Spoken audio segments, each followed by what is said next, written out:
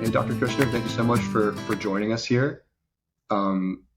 We are going to go through a few questions here about your work. So I'm going to start off with one right here. Can you explain the myth that all calories are equal regardless of their source? It is a myth. I have to start with the idea, though, that the concept that body weight is due to calorie balance is true. We know that for over 100 years now, that as you increase calories, your weight goes up. You reduce calories, your weight goes down. That's a truism. But it's also simplistic. It would be foolish to think that 100 calories of Twinkies is the same as 100 calories of fruits and vegetables. So from a calorie balance point of view, it's true, but not from a metabolic point of view. We know that certain foods will increase the risk of insulin resistance, heart disease, inflammation. Some foods may make you want to eat more, like make food more enticing. It's called reward-based eating. So it's true, but it's too simplistic. And we rarely talk about that a calorie is just a calorie when we talk to patients. Clearly, you need to think about where your calories are coming from. So when you advise patients on, how much calories to eat in a day, how much of that are you balancing the calorie amount with, what kinds of foods are you getting your calories from? I think the short answer is both. We do give a calorie budget when we talk to patients, which gets back to this whole laws of thermogenesis and laws of nature. You really do have to look at your calories. And we give a calorie goal that is generally helpful based on population. So we don't measure calorie needs on every individual patient. It's not clinically useful, and it's not practical. So we'll give a general recommendation, give an example. A woman who let's say is overweight and wants to lose some weight, we may have her reduce her calories to a total of 1,200, 1,500 calories per day.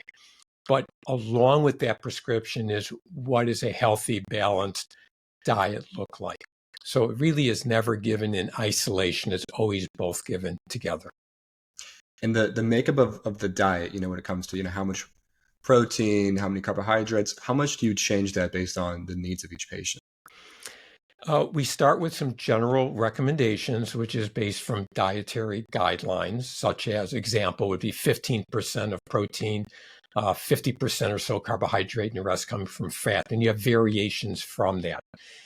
That would be a starting point. But then we want to look at the patient's individual metabolic makeup or the risk that they have for certain diseases or ailments or conditions they already have. And then we will be more prescriptive. So, for example, if someone comes in with diabetes, we're going to talk a lot more about reducing carbohydrate or simple carbohydrates. If someone comes in with a risk of osteoporosis, we're going to be increasing micronutrients in that case, vitamin D and calcium. So we start with general guidelines, and then we vary it based on how the patient is presenting to us. Going on the subject of obesity, can you explain the difference between being overweight and being obese? Well, the definition of obesity is excess body fat that is detrimental to your health. So someone has more body fat than is what is considered normal. And the difference between overweight and obesity has been traditionally, although with great amount of limitations, has been traditionally based on what's called body mass index or BMI, which is a simple calculation of height divided by weight in meters squared, developed a long time ago. And based on international population studies, looking at what BMI does the health risk start to rise, in many populations, it's a BMI above 30. Now, that's not true for all. For Asian populations, Southeastern Asians, it's lower because of genetic makeup, and they're at risk of developing medical problems at a lower body mass index. But at least among Western countries, Europe and North America, it's a BMI 30 because that's where the risk goes up. Overweight generally is defined as a BMI 25 to 30. So it's kind of one parameter down. Then healthy body weight is below 25. I must tell you, though, we are rapidly changing how we view overweight and obesity because of the significant limitations of what BMI is. It doesn't measure body fat. It doesn't tell you about your ethnic or racial origin. It doesn't examine the patient. It doesn't take family risk or family health into consideration. It doesn't look at social determinants of health, which also impact health and weight. So we're rapidly moving away from BMI as that sole criterion. But to answer your question directly, currently we define overweight and obesity based on this numerical value of BMI. And is there a push to replace BMI with a different kind of standard measurement that can measure excess fat physically on someone's body? We're in the midst of doing that. So I say we're rapidly moving away from BMI, but your question begs to, well, what are you going to replace it with? And that's where there's some controversy. Ideally, if the definition of obesity is excess body fat, one would say, well, why don't you just measure body fat and get right to it? Because BMI is an indirect measurement. The challenge is that clinically, there aren't good practical measurements or instruments that are precise and accurate. From a research point of view, we could do a CAT scan, MRI, we could do a DEXA scan. These are all our BOD-POD. These are gold standard instruments, but they're not practical when you go to see your doctor or nutritionist to do that. So sometimes when we can measure body fat, we will. The next step that we're getting to, though, short of actually measuring body fat, which actually is pretty helpful, is measuring where the body fat is located. So if we do something like a waist circumference or a waist hip ratio or a waist height ratio, these are all ways of measuring how much body fat is in certain parts of the body, we actually get a pretty good estimate of the person who's at risk. And that's really the bottom line. Who is at risk based on weighing more than they should based on their height and weight? So currently we're still using BMI, but downgrading it a bit, and now measuring circumferences like waist circumference, get an idea of where the weight is located. And then you do a good history and physical examination. And that's about where we're at. I hope at some point we'll have low cost but high accurate and precise measurements to really measure body fat. We're just not quite there yet from a practical point of view. There's something about, because you mentioned measuring fat around the waist. Is there something about fat that likes to accumulate around the waist that makes it more dangerous for someone's long-term health? It does. And it's that upper body fat distribution, or we call this upper body fat phenotype, if you see a patient's or phenotype of high risk. And that is a surrogate measurement of visceral fat. So that's fat within the peritoneal cavity, fat that accumulates in your liver, pancreas, within the organs and so forth in the gastrointestinal system, even in your heart. That is deleterious. That causes a problem. Now, we can't directly measure that unless you're doing an MRI, which again is not practical. So we indirectly measure it by doing that. Now, how does one have fat accumulate in the upper part of the body? In part is genetically determined. Now, if you look at families, if you go out just on the street and you look at families, people tend to be often built the same way, same hair color and eye color, skin color, and also sometimes where the fat is located. So some of it is genetically determined. In other individuals, when they accumulate so much body fat, there's no more storage capacity in subcutaneous fat, and it has to go somewhere if you keep storing fat. And for those individuals, it starts being stored in the viscera, which is we're talking about in the liver and heart and so forth, and that's bad.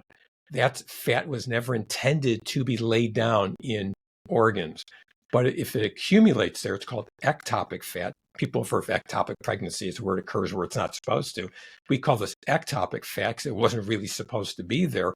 That's what then causes really havoc throughout the body, mostly inflammation, the release of inflammatory markers, which we call adipokines. So they're products that are produced from the fat cells and fat tissue that cause inflammation throughout the body, such as causing insulin resistance, platelet abnormalities, problems with your muscle, your heart, kidney, liver, and so forth.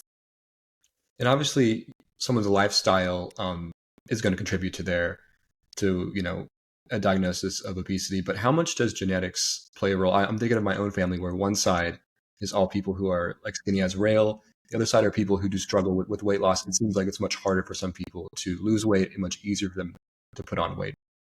Is absolutely true. And I think that's a very important point. It's not someone's fault that they're gaining weight. We talk about a genetic predisposition.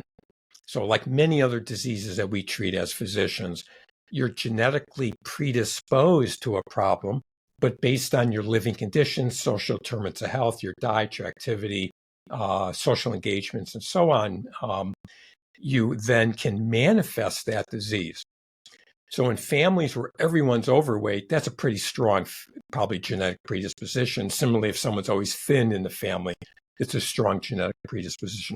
If you put that all together, we think in a general population that genetics accounts for probably about 40%, maybe 50% of the variance of body mass index, of being overweight.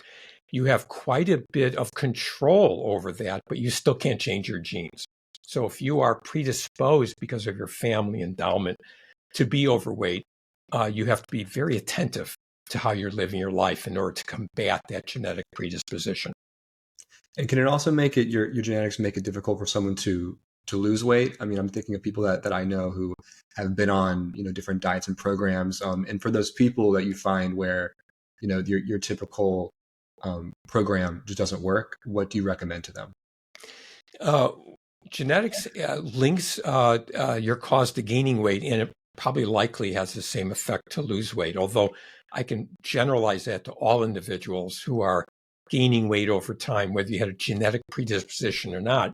Once you become overweight, it has a metabolic effect in itself. And that has to do with the interesting way we have evolved genetically through our ancestors. We are really built to sustain our weight and our health. And that was due to fighting famine and starvation for millennia. Now, we don't have a lot, at least in Western countries, a lot of famine and starvation. Certainly still goes on in different parts of the world. But where famine and starvation is not a threat of daily life, your brain, your metabolism doesn't know that. So when you start losing weight, that ancestral genetics kicks in and goes, we got to adapt quickly or we will starve to death. So your metabolism starts to slow down. You don't burn as many calories. Your muscles become more efficient and you start getting hungrier. So the kickback is I'm going to burn less calories and I'm going to get hungrier. And that's going to get me back to where I was. So that's how we have genetically evolved to save our species from extinction because of starvation or pestilence. And thinking about how, I guess, that history of our evolution plays into diet, I feel like there's a lot of diets nowadays that are trying to kind of draw on how maybe early humans, or at least our ancestors, lived. Things like the paleo diet, maybe even things like intermittent fasting. I guess, how do you view these diets that are sort of maybe fads, maybe not fads, and how would you frame that in your program that you'd recommend to your patients? I take a very pragmatic view when I'm recommending diet. I mean, you could go keto, you can go paleo, you could do this, but it really is not consistent with daily living. And when we give dietary advice, it's not dietary advice for a month. It's dietary advice of how you should live your life, probably for the rest of your life or a good part of your life, unless something intervenes and it has to change. So I'm very pragmatic in my recommendations. What's your cultural background, the community you live in, what are your family preferences?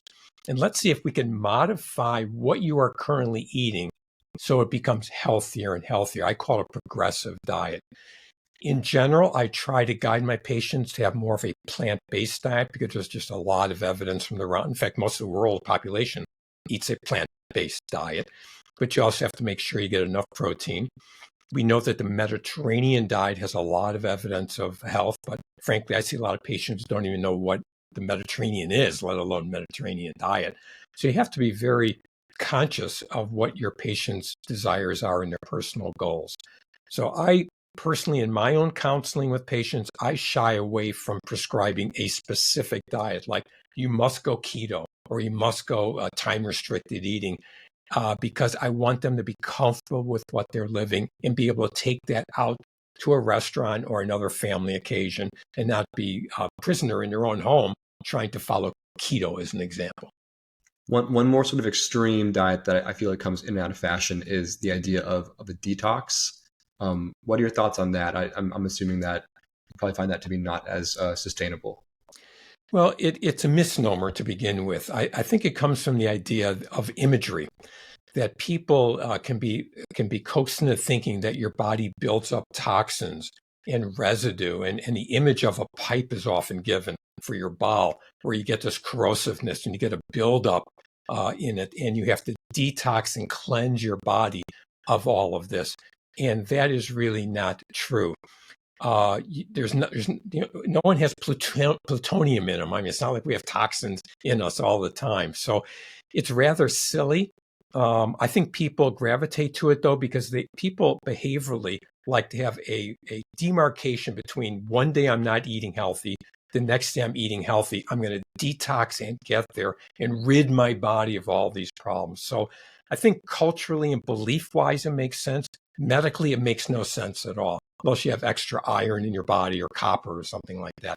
So what I talk about is let's take your diet, let's progressively move it towards healthier and healthier. And that's the way that we generally counsel patients about diet. So I just want to kind of jump in here. I know like a lot of the stuff that you're saying has to do with this progressive weight loss, progressive like kind of lifestyle changes. And I think for a lot of our viewers, like as they're kind of making this progress and with the kind of antiquation of like things like BMI to measure, progress, how do you recommend to your patients and to people you're talking to, like, how do you recommend that they measure progress if we don't have these like standardized metrics, if we're kind of moving away from any kind of golden rule, as body compositions are just like, as you mentioned, like the technology is just not there, right, to measure it at the consumer level? Yeah, it's an excellent question. And it really begins with having a conversation with the patient and asking them what are their goals? What is it they would like to achieve?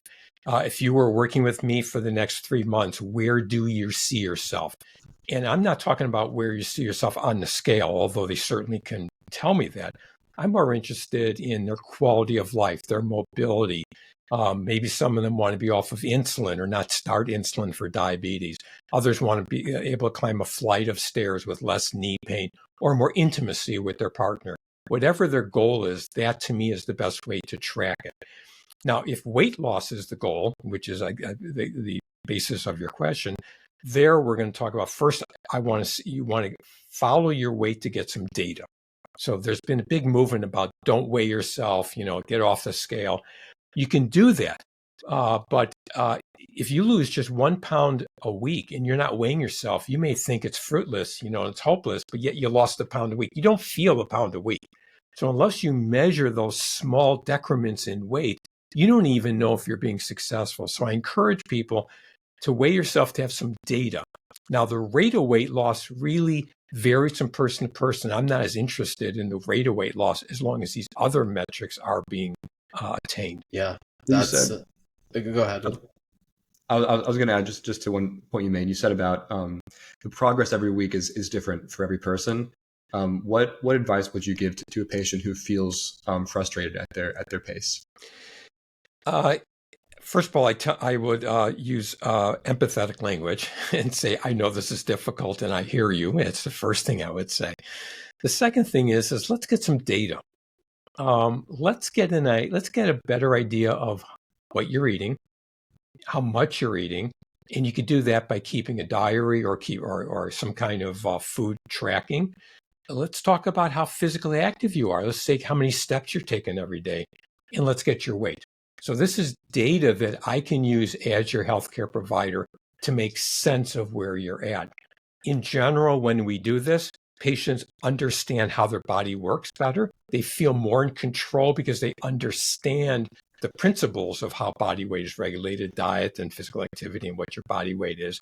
And they can help problem solve with me. So that's really where I start. I don't just say try harder, work harder.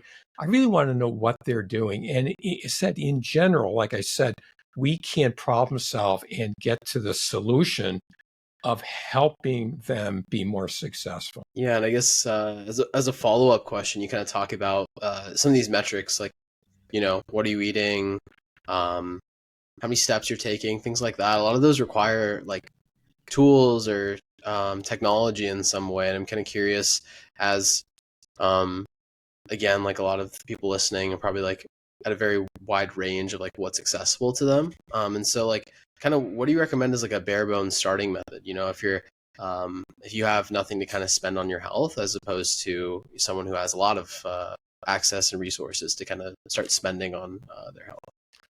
Well, I put it in two different camps. First is just self-monitoring, like what do I need so I know what I'm doing? I'd say most people these days have smartphones. I mean, it wasn't true, 10, 15, 20 years ago when people were writing down what they're eating, which is very laborious. I mean, people really stopped doing it after a while. But most of the patients I see have a smartphone. If you have a smartphone, you already have a device that measures your steps, because most of them have a built-in app.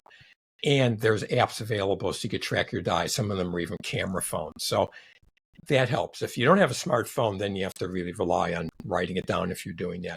Most people have a scale they can weigh themselves. So that's as far as knowing your own data.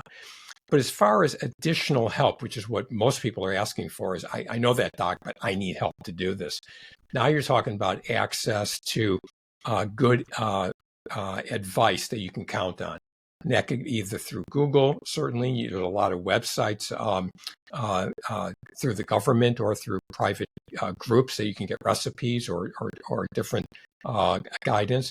Certainly, healthcare systems have registered dietitians or a healthcare provider that can help. Communities have support, whether it's a YMCA or your local park district, and potentially have resources. Sometimes when you see, for example, a registered dietitian, 1 or 2 visits may be enough to set you on the right course. So it's a very good point. You really have to meet the patient where the patient is, work within their own resources, and that's part of that initial conversation. How can I help you, and what resources do you have, or is resources not available to you? You mentioned good sources of information that people can find on the internet.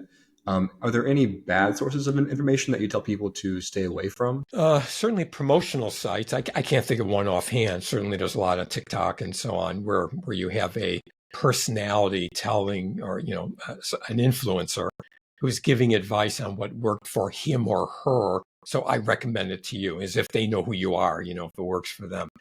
So I don't have a specific one other than beware of the guidance or the promises given. You will lose 10 pounds in 1 week. Trust me, this works for everybody.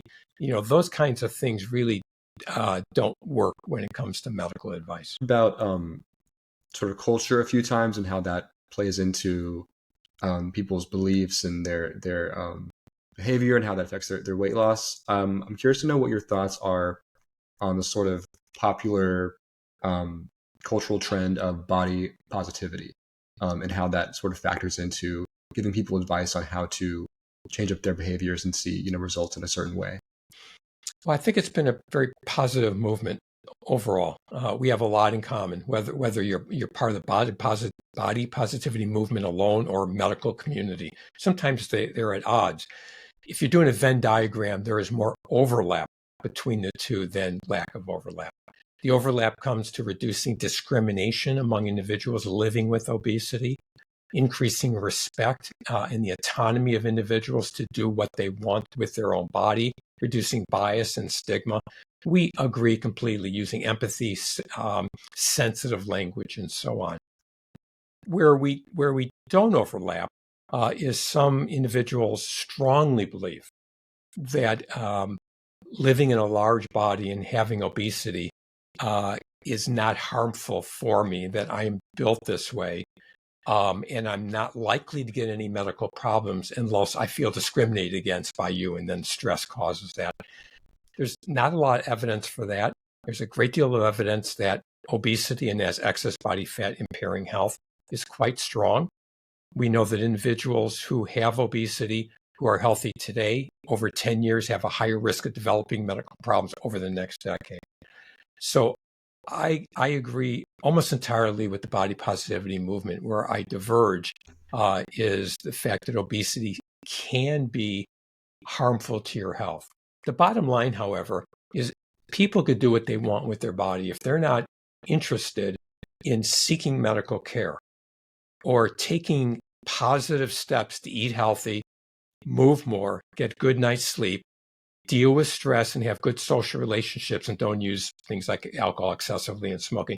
If they don't care anything about it, then that's up to them. But that's the kind of advice we give everybody, whether one's overweight or not. We use the same lifestyle counseling principles. As a follow-up, this is kind of on the other end of the spectrum, but as someone, I lost about 80 pounds over the past 2-ish years, and one thing I've seen and one thing I've talked about a lot with people who have lost a pretty good amount of weight is what happens when you go to the other end of the spectrum, right? Like sometimes people who like start to like make those positive changes kind of start to get too addicted to that feeling, right? And when do you start to counsel patients like it's time to maybe let up a little bit, and maybe not even like and that's kind of two-pronged, patients who maybe started at a place they weren't happy with, and maybe even as we kind of talked about social media, like a lot of the youth nowadays who like even like I think a lot of like boys especially like have this like huge push for like really muscular bodies and like body dysmorphia, and like where do you kind of like set the limit for like maybe you're okay with where you're at and you don't need to like push yourself too much further? First of all, congratulations to you. That's quite an accomplishment. So kudos to you for accomplishing that. We are always checking in with our patients. We're not in the medical system. We don't have one visit with someone, lay out a plan for weight loss and say, see ya. So we are always seeing individuals on an ongoing periodic basis as a check-in. How are you feeling? How are you feeling about yourself? What is your diet? What's your physical activity? And when I'm seeing patients and I see people falling off of that trajectory, as they're exercising excessively and not eating much, because I'm presuming patients being honest with me because they're seeing me for help. So I'm picking up on that. And that's where I will start exploring further, usually the psychological and emotional basis of that. In many of those individuals, I'm making a recommendation to see one of my colleagues who's a health psychologist who could actually begin dealing with that thought process and those beliefs. So it really comes along through counseling. I would tell you among all the patients that we see, that is a minority of patients, not to dismiss what you're saying, but it's not rampant across all individuals who are trying to get their health under better condition, but it occurs enough that we need to pay attention to it during our counseling and during our patient care. Yeah, and then just as for the other prong, I guess, like I don't know what like the youngest kind of patient you work with is, but like how do you kind of navigate those conversations with somebody like the adolescents and teenagers? Well, I'm an internist, so I don't deal with children and adolescents. So I certainly pick up on your question, and it has to be dealt with very carefully, not to cause an eating disorder or work with someone who has an eating disorder and feed into it about having them lose weight. So you're right on target. That has to be a very sensitive conversation with that individual. It falls out of my clinical practice, however, on a daily basis. So I want to shift the conversation, Reese, unless you have anything else on this topic. No, because I would love to hear your thoughts, Dr. Kushner, about the new wave of semaglutide drugs like Ozempic. So I'm gonna just start with sort of a basic question, because this is kind of a segue from us talking about social media and sort of the mental health component. It seems like Ozempic and drugs like this have become very popular for celebrities, people who are like visible on TV, the internet, who are trying to lose weight quickly, but they may not be super honest or transparent about the kinds of things they're doing to lose all this weight. I guess, what is your thought on this and sort of the potential dangers of the dishonesty around weight loss, given this new technology? Well, I'll start off by saying that these new medications are called GLP-1 receptor agonists, another one called GLP-1 GIP. These are gut hormones, naturally occurring gut hormones. GLP-1 is the best example. That is an important regulator of our appetite in a natural basis. We all have it in our body. We're able now to, pharmaceutical companies are able to synthesize that gut hormone into a medication, give it, and people can give it back to themselves. So you get super physiologic doses of a naturally occurring hormone to cause an effect on appetite. So that's how these drugs work.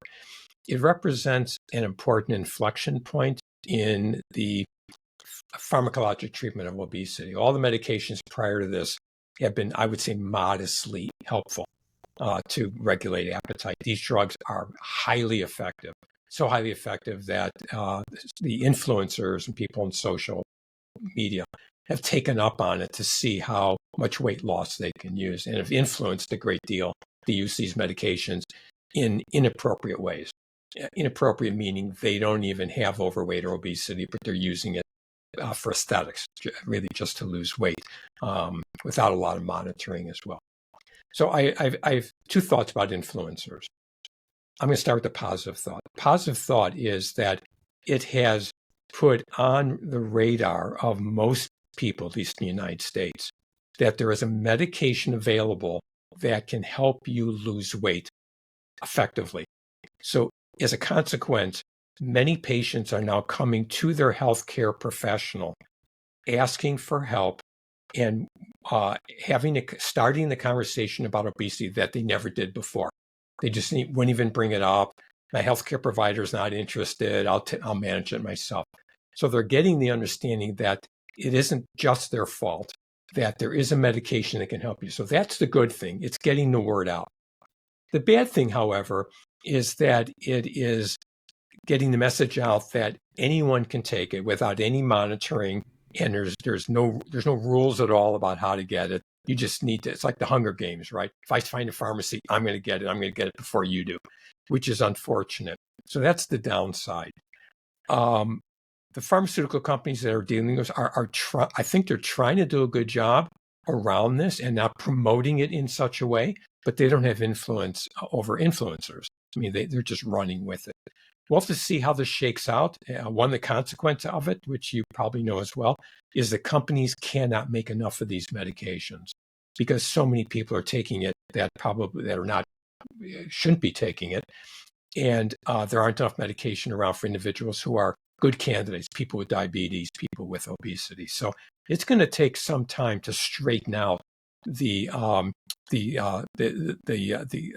availability and the use of these medications for individuals who would benefit from it. And going off that idea of access, I don't know personally a lot about the cost of these drugs or how much insurance tends to cover. But as of right now, is it fairly difficult for someone who doesn't have the means to get access, even if there is supply? Yeah, it is very difficult, and it's it's a tale of two cities, if a way. It is the most effective medication I've ever seen in my career, and it has significant health benefits.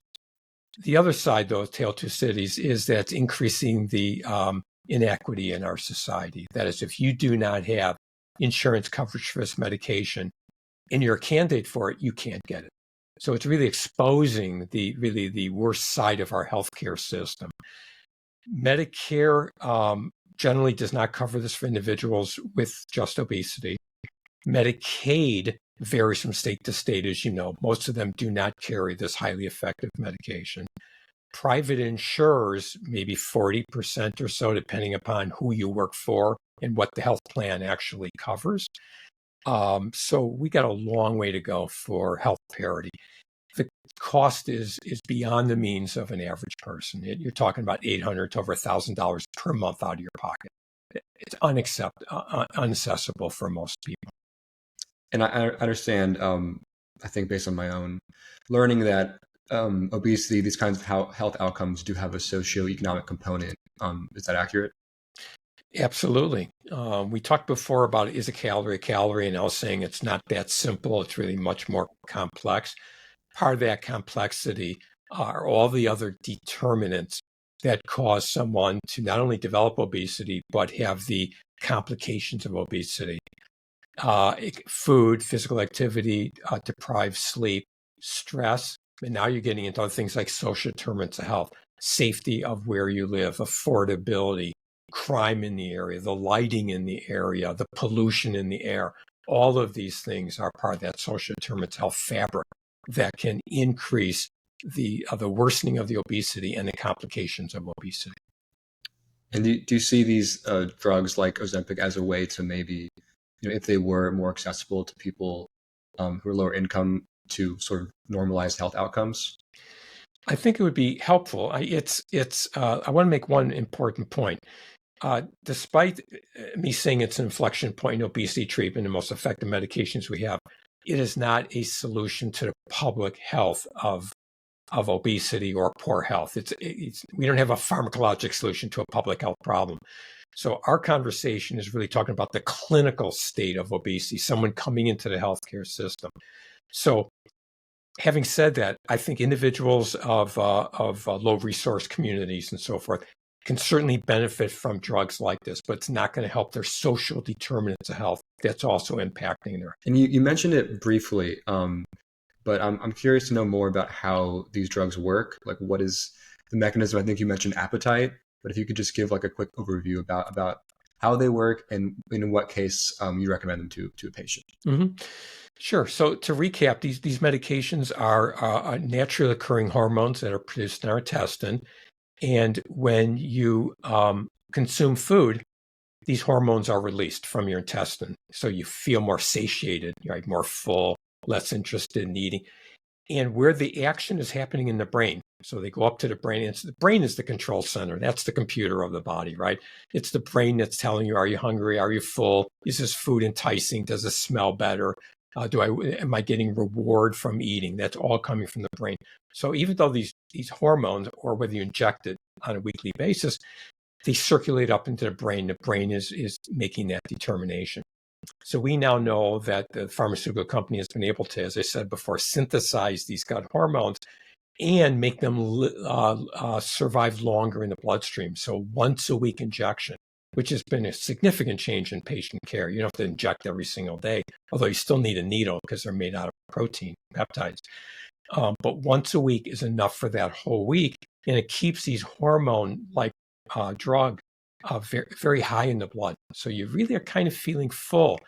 And it's fascinating to talk to someone who's been on these drugs. That's how you learn from it. And they'll tell you in summary, I used to eat, the whole meal. And now halfway through, I'm really full and I'm not really interested in having more food. In fact, I used to snack between meals, like watching TV or just passing a counter in the kitchen. I don't even have those thoughts anymore. It's just not even interesting to me. Foods I couldn't stop eating, I really don't have much of a desire for anymore. So it really is profound, the effect on appetite. So it's not just hunger, fullness. It's thinking of food. It's wanting of food. It's cravings for food. And that's what people who are living with obesity find so rewarding or so helpful, is it takes that onus, that burden off of them of having, I know I shouldn't eat that. I'm trying to lose weight, but it still looks so good and I'm hungry. It really cuts through that entirely. So that's in part how these drugs work. And the other benefit of them is they don't just help you be thinner, which is not really our total goal. They help you be healthier. And that has to do with these same gut hormones, when you give them back synthetically, have multiple effects throughout the body. They also help to reduce inflammation. They help to heal the kidney. They improve the heart. They affect platelets, which causes our blood to clot. So they have these weight-independent effects, not just weight loss, but weight-independent effects. And that's why most recently a New England Journal article study, this landmark study called SELECT, came out, where individuals with overweight or obesity and pre-existing cardiovascular disease, so they had a stroke in the past, they had a heart attack in the past, were given semaglutide, which is a GLP-1 drug, and they had a 20% reduction of a secondary event. And it wasn't due, we think, to just weight loss. It was also due to the drug. And because of that, the Medicare, for the very first time, has approved this drug for individuals who are Medicare beneficiaries to receive this drug if they're overweight or have obesity and cardiovascular disease. Approved by Medicare. Very first time that's ever happened. So I know that these drugs are fairly new, and there probably hasn't been enough time to do long-term studies. But as of right now, are there any long-term risks that are known that are associated with this kind of treatment? The best information we have is from individuals with diabetes. Now, I didn't mention this in your earlier question, but the other way these drugs work, in fact, it was the first thing we found out about these gut hormones, is that they increase the body's ability to release insulin from the pancreas and helps people with diabetes. So they've been approved for diabetes for a long time, back to 2010. So we're talking about good 14 years of these same kinds of medications approved for people with diabetes. So yes, question, are they safe? Well, I have to kind of leverage my understanding that if they've been approved for 14 years globally, they're probably been involved with million individuals or more who have taken this drug over the past 14 years, and no signal has come up about a serious adverse event from these drugs. Now, again, we're using it people without diabetes, so it's a different population, but it gives us a lot of support, a lot of confidence that there isn't a signal that is emerging, but we still need to do post-surveillance monitoring going forward to make sure that's the case in this population as well. So you mentioned that it's been approved by Medicare to treat cardiovascular disease and diabetes. For those two illnesses, would you say that treatment with these drugs is becoming standard, or is it still something that sort of up and coming? Yeah, it's a very good question. For individuals with diabetes, it's really a standard of care because these drugs, they said, have been around for quite some time. Individual with diabetes and cardiovascular disease, absolutely standard of care. And you see any doctor, any endocrinologist, cardiologist, they're going to be recommending these medications.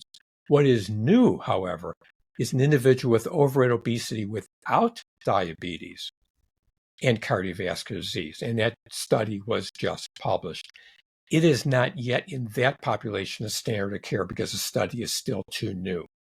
Over time, however, I'm confident that as more studies are actually done in this patient population and more medications are developed, it will become a standard of care. But then we're kind of butting up against cost, availability, access issues, which have to be solved as well. That totally makes sense. I'm kind of curious, have you noticed any particular, I guess I haven't even heard of it myself, but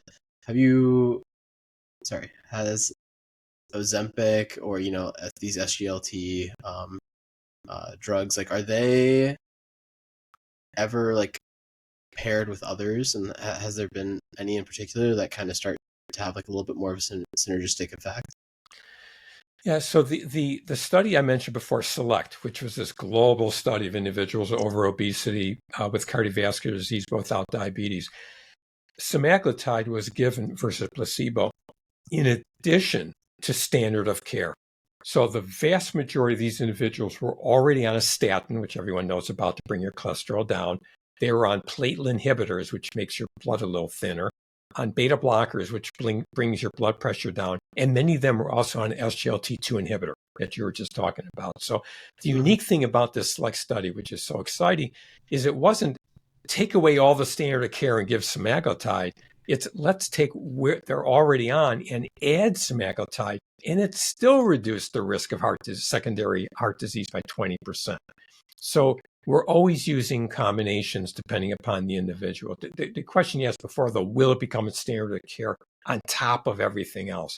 I think it will, but it's going to take dissemination, probably more studies, and bringing the cost down. Got it. And is there, obviously, as patients are on these kinds of drugs, like a huge component is behavioral, and I know that you're doing constant check-ins with the patients, and I'm kind of curious, are patients almost paired with anyone, or is there any kind of like referral program if they do want like something like a fitness program or a personal trainer, or do you kind of just refer them to go to like their nearest gym, or like give them like exercise guidelines?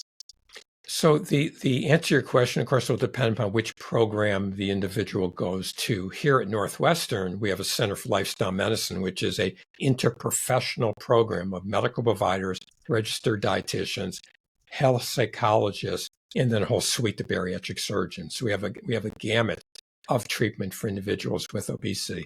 In general, if our patients come in with a pre-existing cardiovascular disease, they are most often seeing a cardiologist in addition, or if they have complicated diabetes, they're likely seeing an endocrinologist.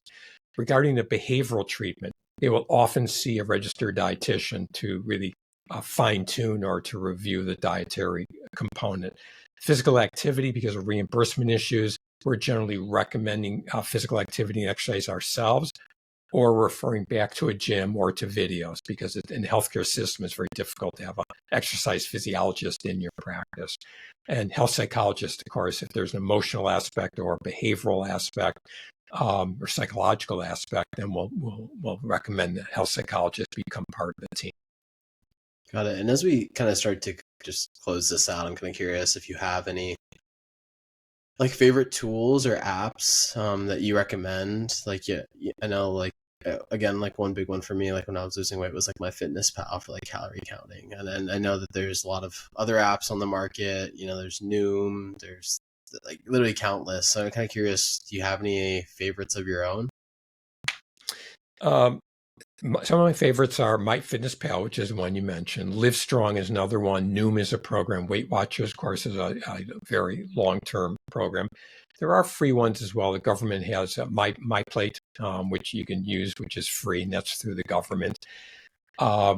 There's other trackers I'm sure one can find, but those are really the ones that I usually talk about with my patients. Got it. And then I guess on the other side, like what about for exercising? Is there anything you recommend, or do you even recommend that patients, get a Fitbit or an Apple Watch? What are your favorites on that side of things? Yeah, it depends on the patient. If someone is adverse to tracking, because it drives me crazy, I'm not going to recommend that they track, right? It could be paradoxical. It could drive them crazy just to do it. But if they're open to it, I like patients to track their behavior because it gives them, I think, ownership and accountability and awareness of what they're doing. If they can simply use their own smartphone to track steps, there are a variety of wearables they can purchase as well, like a Garmin, Fitbit. Those have just comes to mind offhand. In order to track that, Apple Watch will track that for you. So it really depends on what they have. I don't think I want them to go spend a lot of extra money to do it, but I think tracking has a lot of benefit when it comes to positive behavior changes. Okay, so to close this out, Dr. Kushner, just for a kind of general message to the listeners, what advice would you give someone who's struggling with obesity and looking to make a change? And what message generally would you want to share with people that you think everyone should know about obesity? Well, the general message is that it's not your fault. It's not a problem being lazy or lack of discipline or lack of motivation. I think that's a misnomer. We think of it now as a chronic relapsing condition or disease with genetic underpinnings, manifest and brought out by all these other determinants that we just talked about. So that's the first thing. Think of it like you have hypertension or diabetes. You don't think about bringing it on yourself, right? You think you have this medical problem. And the next thing is, I need to seek help. So the next step is talk to your healthcare professional, but go in prepared with very specific questions. So know what you're going to talk about. Tell the healthcare professional, what kind of help do you need? What can you offer? What are your thoughts about medication? Should I see a registered dietitian? What are your thoughts about what diet and physical activity I should have? And if they're not competent themselves or comfortable themselves to handle it, they can hopefully then refer you to another program, which could be a commercial program or a program within your healthcare system. It is a lot easier to be successful working with someone else or a team than trying to do it on your own. And lastly, you can be successful, like losing 70 pounds and keeping it off. So it can happen, but you need to work with someone and be thoughtful about going about doing it. Okay, I think that's going to do it. I'd like to thank you again, Dr. Kushner. This was a lot of fun. I learned a lot. I really appreciate you taking your time to do this with us. Oh, thank you. It was enjoyable.